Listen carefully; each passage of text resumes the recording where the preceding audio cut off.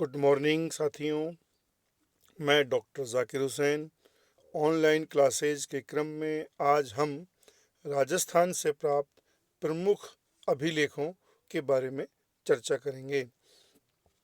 अभिलेख किसी भी कठोर धातु अथवा शिला अथवा वस्तु पर खोद कर लिखे जाने वाले लेख अभिलेख कहलाते हैं।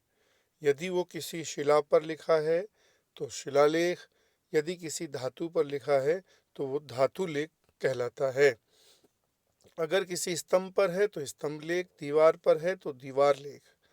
साथियों, राजस्थान सरकार के द्वारा अब तक लगभग 162 अभिलेखों के प्रकाशन का उल्लेख है। इस क्रम में प्रथम अभिलेख बड़ली अभिलेख। अगर बड़ली अभिलेख की बात करें तो ये 443 ईसा पूर्व का राजस्थान का प्रथम अभिलेख के रूप में मान्य है। इसकी भाषा प्राकृत व लिपि ब्राह्मी। मेरे साथियों, अगर हम अभिलेखों की बात करें तो अभिलेखों की सर्वप्रथम भाषा प्राकृत ही थी। जबकि अगर पांडुलिपियों की बात करें इस देश में तो पांडुलिपियां सबसे पहले हमें संस्कृत भाषा की मिलती हैं। बड़ली की अगर बात करें तो यह अजमेर की भिनाय तहसील में स्थित मिलोत माता मंदिर की दीवार पर हमें मिलता है और ये जैन धर्म के प्रचार प्रसार से संबंधित है। तो साथियों, पहला अभिलेख है हमारे राजस्थान का बड़ली अभिलेख। इसके कंपैरिजन में यदि देश का पहला अभिलेख कोई था तो वो था पिपरवा अभिलेख, जो 487 ईसा पूर्व का था। साथियों, अगला शिलालेख है शीतलेश्वर महादेव मंदिर का शिलालेख, जो 689 ईस्वी का है। ये झालरा पाटन, जिसकी स्थापना झाला जालिम सिंह के द्वारा मान्य है। इस शहर को घंटियों का शहर भी कहा जाता है, जो कि चंद्रभागा नदी के किनारे है। साथियों, यदि राजस्थान में कोई हमें पहला तिथि युक्त मंदिर मिलता है तो वह शीतलेश्वर महादेव मंदिर ही है, जो लगभग 689 का मान्य है और यह गुप्तोत्तरकालीन था। इस मंदिर की खोज अथवा इस शिलालेख की खोज कर्नल जेम्स टोड द्वारा 1820 में की गई थी।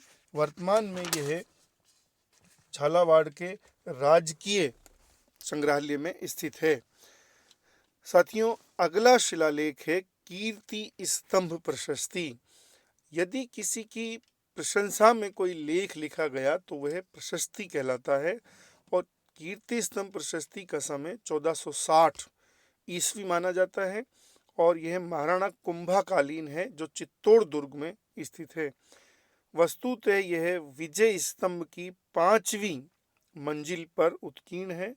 संस्कृत भाषा के कुल 187 श्लोक इस पर उल्लेखित रहे थे, लेकिन वर्तमान में 1 से 28 तथा 162 से 187 श्लोक ही उपलब्ध हैं।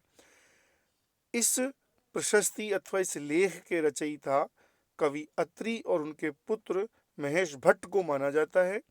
वहीं इसके उत्कीर्णकर्ता, साथियों, उत्कीर्णकर्ता प्राय शिल्पी लोग होते थे। तो इसके उत्कीर्णकर्ता हैं शिल्पी जयता या जयता, उनके पुत्र नापा, पौमा, पूंजा, भूमि, बलराज तथा चूथी या चौथी। अगर कीर्ति स्तंभ प्रशस्ति की विषय वस्तु की बात करें तो महाराणा कुंभा की सांस्कृतिक उपलब्धियों, उनकी उपाधियों तथा उनके युद्ध अभियानों का हमें इसमें उल्लेख मिलता है। सांस्कृतिक उपलब्धियों में उनके साहित्य में रुचि का और लेखन का उल्लेख भी इसी स्तंभ प्रशस्ति से मिलता है। साथियों, इस लेख के श्लोक नंबर 179 अर्थात 179 में गुजरात एवं मालवा की सम्मिलित सेनाओं को पराजित करने का उल्लेख हमें मिलता है। अगला हमारा शिलालेख अथवा अभिलेख है कनसुआ शिलालेख, जो 738 ईस्वी का है और ये कोटा से हमें प्राप्त होता है। मालवा एवं हाड़ौती क्षेत्र पर शासन करने वाले अंतिम उत्तरकालीन मौर्य शासक धवल द्वारा स्थापित यह शिलालेख राजस्थान में कायस्थ जाति का लेखन के कार्य में संलग्न होने के रूप में भी हमें मिलता है। यहीं से एक गुप्तकालीन शिव मंदिर का साक्ष्य भी मिलता है।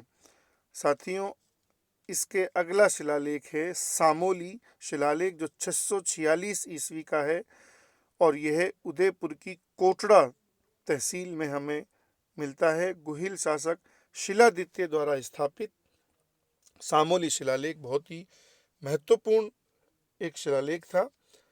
इसके अगला शिलालेख साथियों हमें मिलता है अपराजित शिलालेख, जो 661 ईस्वी का नागदा उदयपुर से हमें प्राप्त होता है। उदयपुर के कुंडेश्वर मंदिर की दीवार पर गुहिल शासक अपराजित द्वारा स्थापित। साथियों, इस शिलालेख के रचयिता गजधर अथवा गजोधर को माना जाता है। इसके अगला शिलालेख है पुर का ताम्रपत्र लेख। साथियों, इसका समय 1535 ईस्वी, यह चित्तौड़गढ़ में स्थित है। चित्तौड़ का जो दूसरा शाखा हुआ था उसमें जो जौहर किया था कर्मावती ने, रानी कर्मावती, और जौहर में प्रवेश से पूर्व उन्होंने जो दान अनुदान, जिसमें विशेषतः भूमि अनुदान था, उसका उल्लेख हमें पुर के ताम्रपत्र में मिलता है। ये बहुत ही महत्वपूर्ण ताम्रपत्र अथवा लेख है। साथियों, अगला हमारा शिलालेख है समिधेश्वर मंदिर का शिलालेख। यह भी चित्तौड़गढ़ दुर्ग में है। 1429 ईस्वी का मेवाड़ी शासक मोकल द्वारा स्थापित। साथियों, मोकल महाराणा कुंभा के पिता थे। और अगर हम समिधेश्वर मंदिर के शिलालेख की बात करें तो यह परमार वंशी शासक, जो कि मालवा क्षेत्र के शासक हुआ करते थे, भोज द्वारा मूलतः निर्मित त्रिभुवन नारायण मंदिर की दीवार पर है, क्योंकि मोकल ने इसका पुनर्निर्माण समिधेश्वर मंदिर के नाम से किया था। अतः यह मालवा के परमार तथा मेवाड़ के गुहिल शासकों की सम्मिलित जानकारी देने वाला एक महत्वपूर्ण शिलालेख भी है। तो साथियों, ये मोकल ने समिधेश्वर मंदिर की दीवार पर उत्कीर्ण करवाया था, जो मूलतः त्रिभुवन नारायण मंदिर के नाम से प्रसिद्ध था। इस शिलालेख के रचयिता एकनाथ तथा इसके उत्कीर्णकर्ता विष्णु भट्ट थे। और साथियों, बहुत ही महत्वपूर्ण शिलालेख के रूप में अगला शिलालेख है वैद्यनाथ प्रशस्ति। अगर वैद्यनाथ प्रशस्ति की बात करें तो यह 1719 का शिलालेख है या प्रशस्ति है, और ये उदयपुर के सीसरमा गांव में हमें प्राप्त हुआ। और ये मेवाड़ी शासक संग्राम सिंह द्वितीय द्वारा स्थापित वैद्यनाथ मंदिर की दीवार पर उत्कीर्ण है। रचयिता इसके रूप भट्ट थे, उत्कीर्णकर्ता इनके गोवर्धन।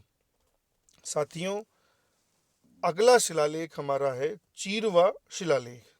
यह 1273 का शिलालेख है। यह भी हमें उदयपुर से प्राप्त हुआ है।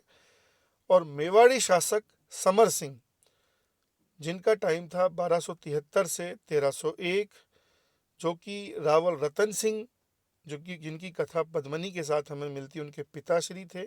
और उन्होंने यह अपने राज्याभिषेक के अवसर पर स्थापित कराया था। ये संस्कृत भाषा में रचित 51 श्लोकों से युक्त है।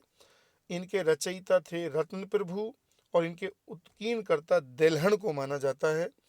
और साथियों, समर सिंह तक मेवाड़ी शासकों की वंशावली, वहाँ जो मेवाड़ी क्षेत्र की चरणोत अर्थात चारागाह भूमि का ग्राम सभाओं द्वारा प्रबंधन तथा मेवाड़ में सती प्रथा के प्रचलन का हमें विस्तृत साक्ष्य यहाँ से मिलता है।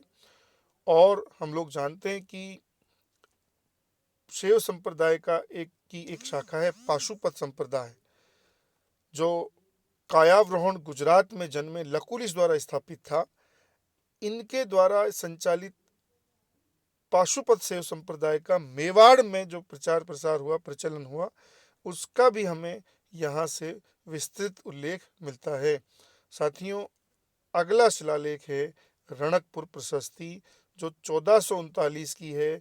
ये मघाई नदी देसूरी तहसील पाली से हमें प्राप्त हुआ और यह भी महाराणा कुंभा के काल में ही जैन श्रेष्ठी अर्थात जैन सेठ धर्णक शाह द्वारा अपने शिल्पी देपाक के निर्देशन में जो 1444 स्तंभों वाला भगवान आदिनाथ अर्थात ऋषभ देव को समर्पित चौमुखा जैन मंदिर था, उसकी दीवार पर है।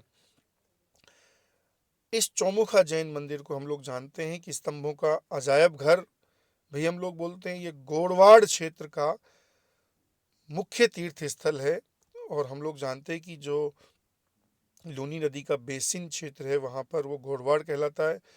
और इसे हम 1444, चूँकि बहुत बड़ी संख्या है स्तंभों की, इसलिए इसे हम स्तंभों का अभयारण्य भी कहते हैं।